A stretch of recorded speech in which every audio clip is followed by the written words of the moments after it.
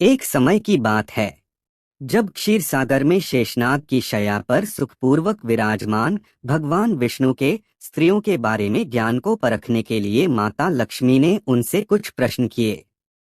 तब भगवान विष्णु ने स्त्रियों के शारीरिक अंगों की बनावट के आधार पर उनके गुणों, लक्षणों और भाग्य का वर्णन किया।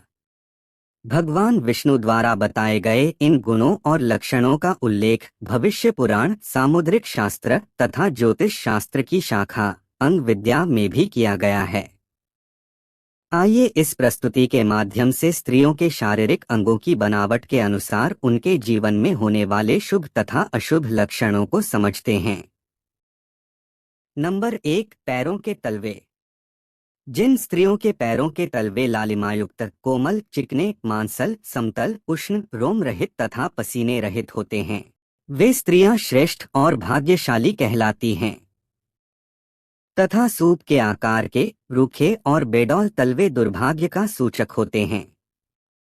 इसके अतिरिक्त यदि तलवों में स्वास्तिक, शंख, चक्र जैसे शुभ चिन्ह होते हैं तो ये राजयोग कारक होते हैं।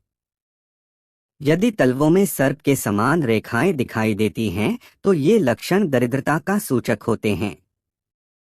नंबर 2, पैरों के अंगूठे। वे स्त्रियां जिनके पैरों के अंगूठे ऊंचे, मांसल और गोल हों तो ये अत्यंत शुभ कारक कहलाते हैं। छोटे, चपटे और टेढ़े अंगूठे सौभाग्य नाशक होते हैं। नंबर 3, पैरों की अंगुलियां। यदि स्त्रियों के पैरों की अंगुलियां कोमल, घनी और आपस में सटी हुई, गोल तथा ऊंची होती हैं तो उत्तम मानी जाती हैं। अधिक लंबी अंगुलियों वाली स्त्री का भाग्य कमजोर होता है। टेढ़ी अंगुलियों वाली स्त्री निर्धन तथा छोटी अंगुलियों वाली स्त्री की आयु कम मानी जाती है। नंबर 4, पैरों के नाखून। यदि किसी स्त्री के पैरों के नाखून गोलाकार, उन्नत, चिकने और तांबे के समान रंग वाले हैं तो ये अत्यंत ही शुभ कहे जाते हैं। नंबर 5, भुजाएं। स्त्रियों की ऐसी भुजाएं जिनमें हड्डियों का जोड़ दिखाई न पड़े, कोमल हो, नाड़ियां दिखाई न देती हों, रोम रहित हों तथा सीधी हों, वे श्रेष्ठ भुजाएं कही जाती हैं। मोटी और रोमों से भरी भुजाओं वाली स्त्रियों के भाग्य में सुख की कमी रहती है। इसके अतिरिक्त छोटी भुजाओं वाली स्त्री दुर्भाग्यशाली होती है। नंबर 6, हाथों की अंगुलियां। सुंदर जोड़ों वाली, बड़े पौरों से युक्त गोल तथा हथेली से नाखून की तरफ क्रमशः पतली अंगुलियां शुभ होती हैं।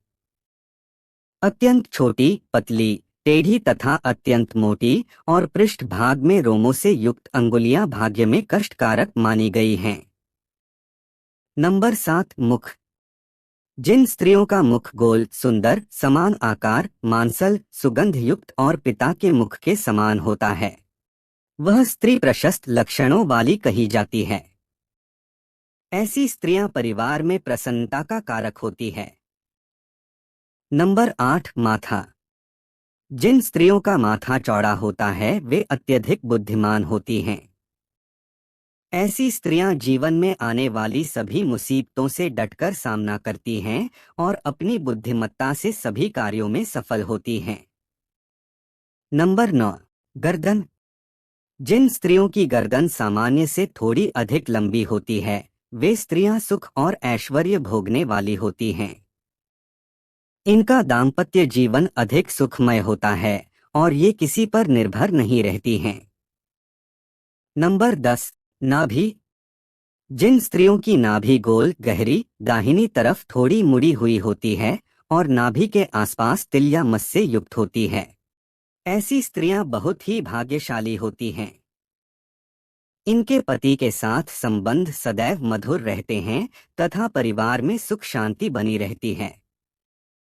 यदि किसी स्त्री में बताए गए ये सभी चिन्ह और लक्षण नहीं हैं तो इसका तात्पर्य यह नहीं है कि वह कम भाग्यशाली होती हैं।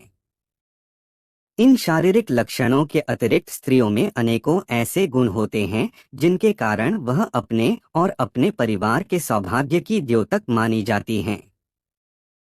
स्त्रियों में अनेकों सद्गुणों के कारण ही सनातन धर्म में स्त्रियों को घर की लक्ष्मी माना गया है।